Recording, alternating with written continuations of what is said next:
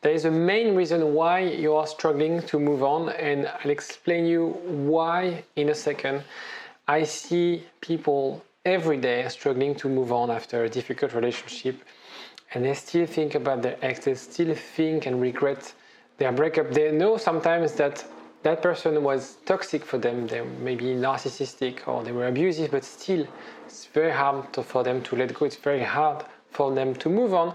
And you'll see in this video, I'm going to explain you what I'm doing as a therapist with those people and how you can use those strategies for yourself.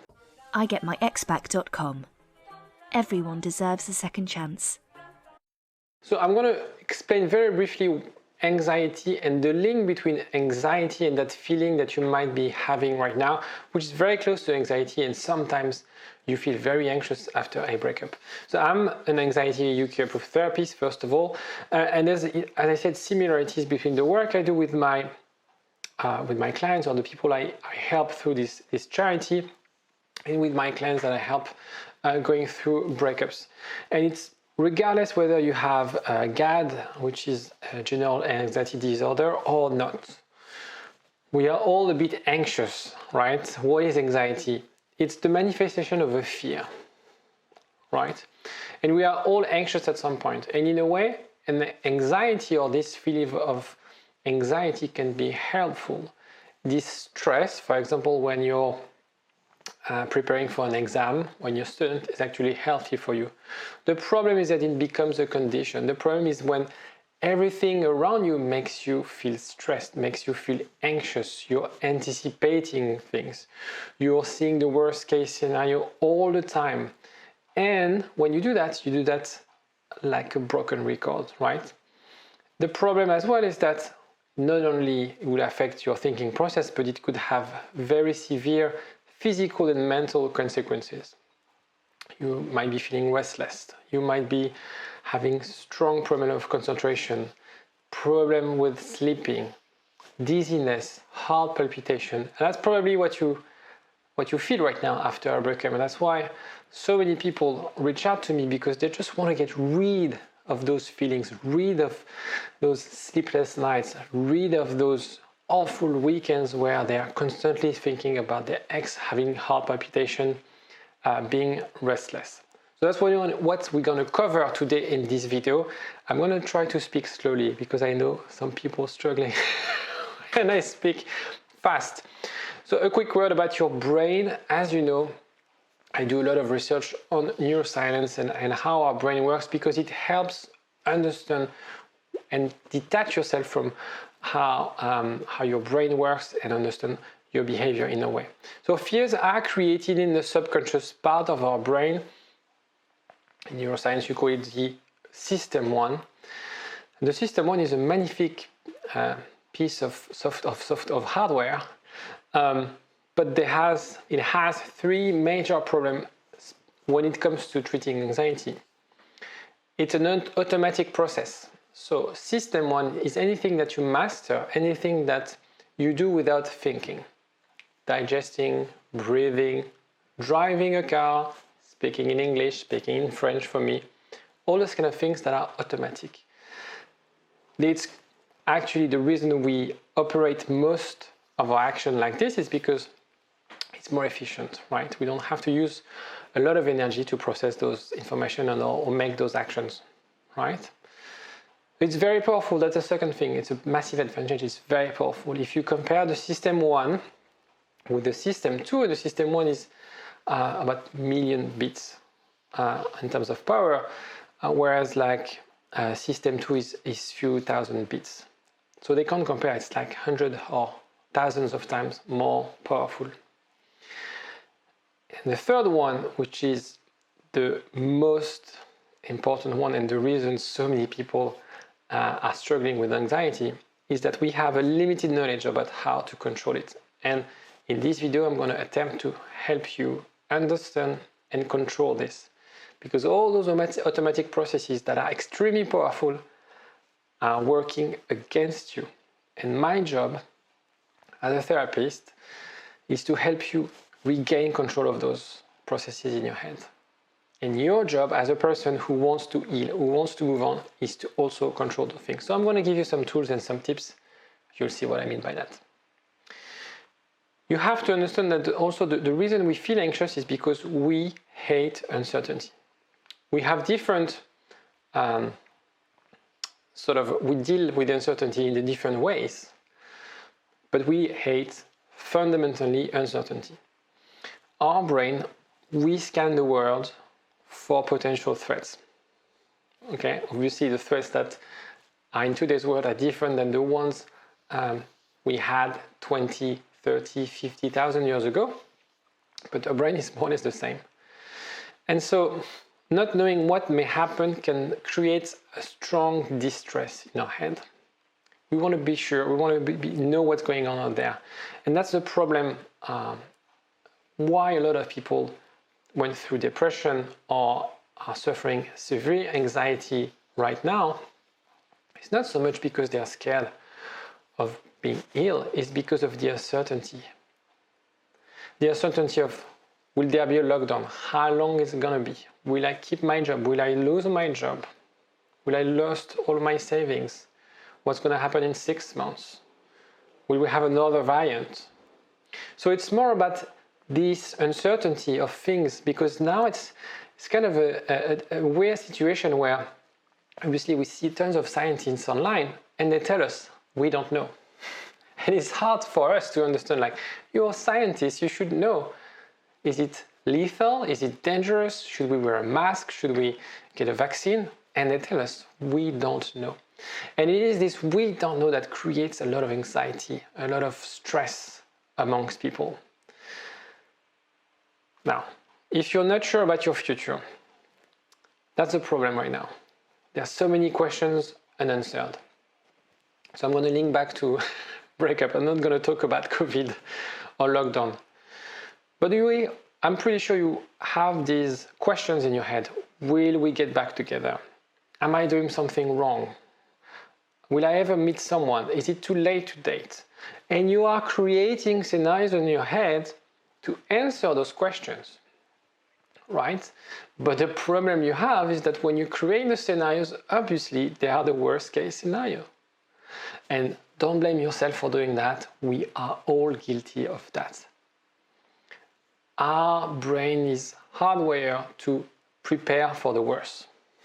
You know, if you think about it, us in the jungle, the only way for us to compete and survive was to be super scary animal.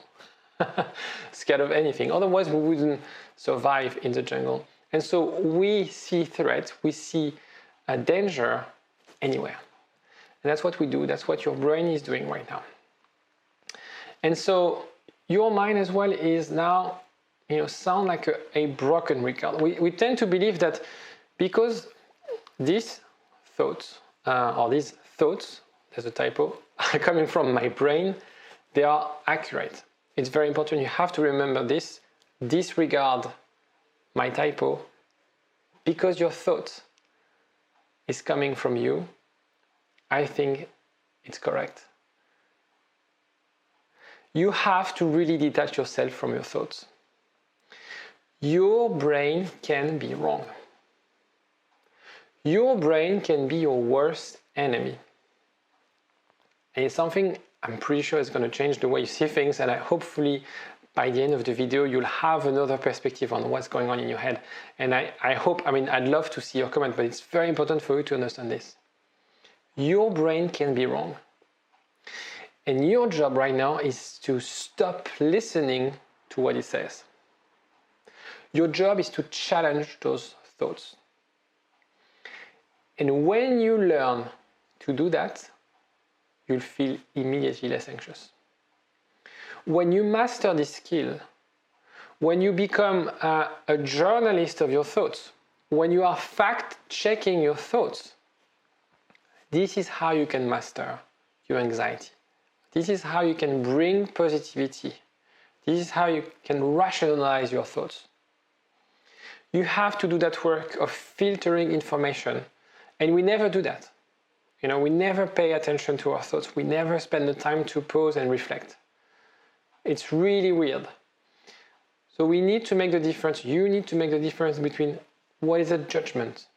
What is a fact? What is an assumption?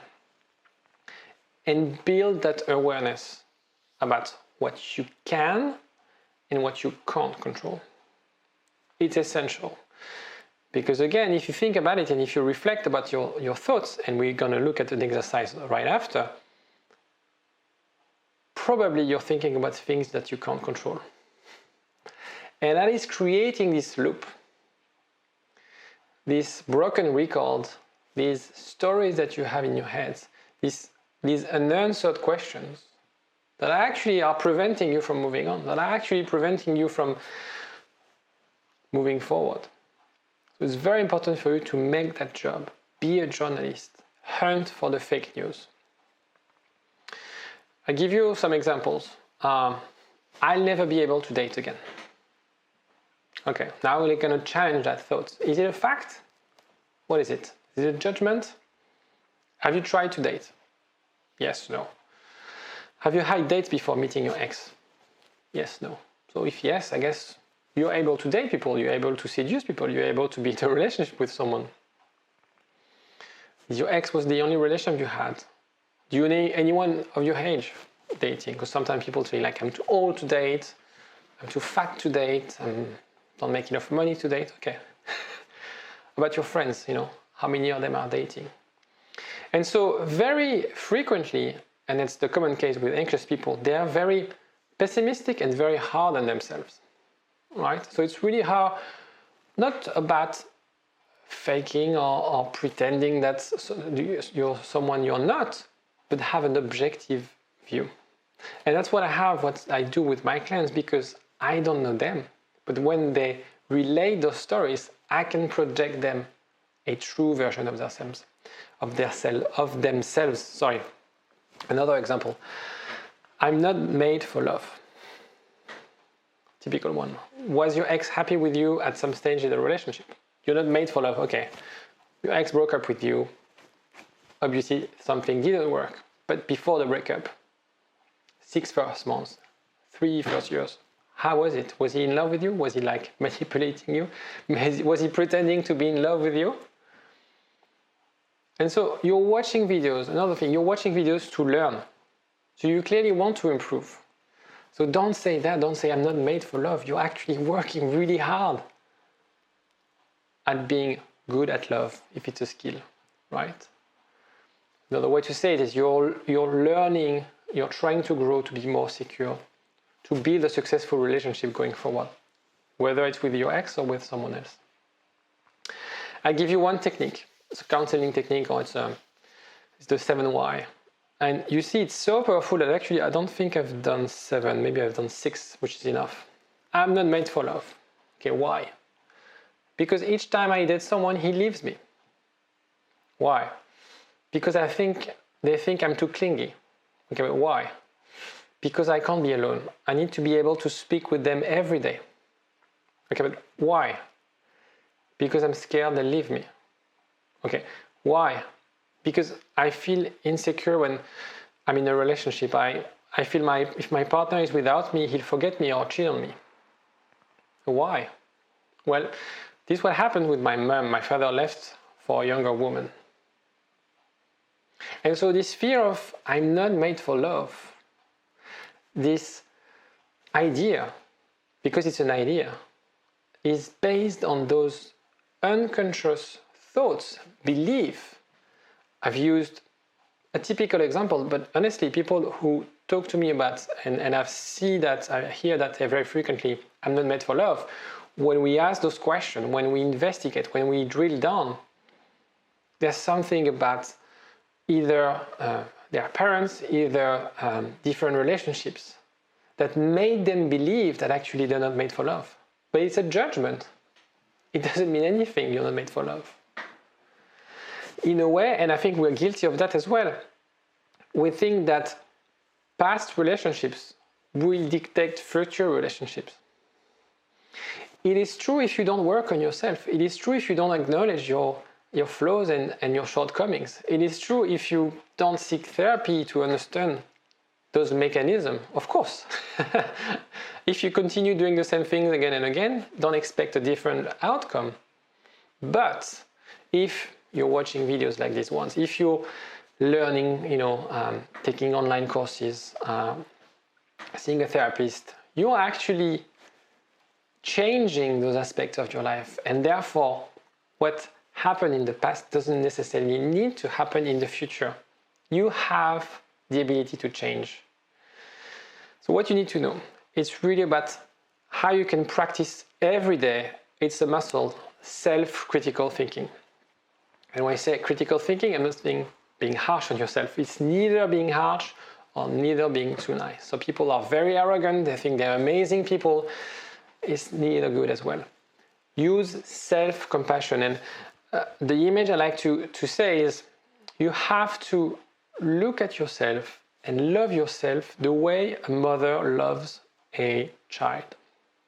You have to be supportive. Even if you make mistakes, you will be there to support yourself. It's fine. You have to be compassionate. If a 1-year-old is struggling to walk, the mother won't say come on, you're stupid or what? You can walk. You're 1-year-old. She would be supportive. She would love that baby, that child, and support that baby, regardless, because the mother will support her effort and embrace that person. And so this kind of processes obviously can be done with a therapist.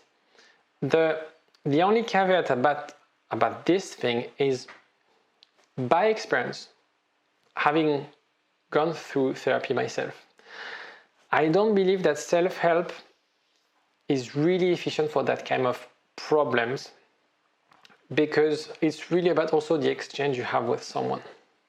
So of course you can try to do mindfulness and read about thinking process, read about psychology, but honestly it's really through conversation, discussion, therapy session that you'll be able to really get the grasp of it. I often say it's a bit like how to learn, when you have to learn swimming. Swimming is not something we are meant to be doing, right? Try to swim on your own. Try to learn to swim on your own. It's really hard, okay? However, everybody is able to swim, but you need to find the right teacher. You need someone to show you how to do it, right? It's exactly the same when we talk about managing those anxiety, managing those thoughts, taking control of those processes in your head. So if you are curious, or if you feel anxious and you're struggling to move on, don't hesitate to reach out. WhatsApp me if you're interested, because I'm gonna launch something that is sort of more scalable than one-to-one coaching. I'm working on a group coaching offer. If you have, I'll probably launch it later this month. So if you have any question about that, don't hesitate to WhatsApp me.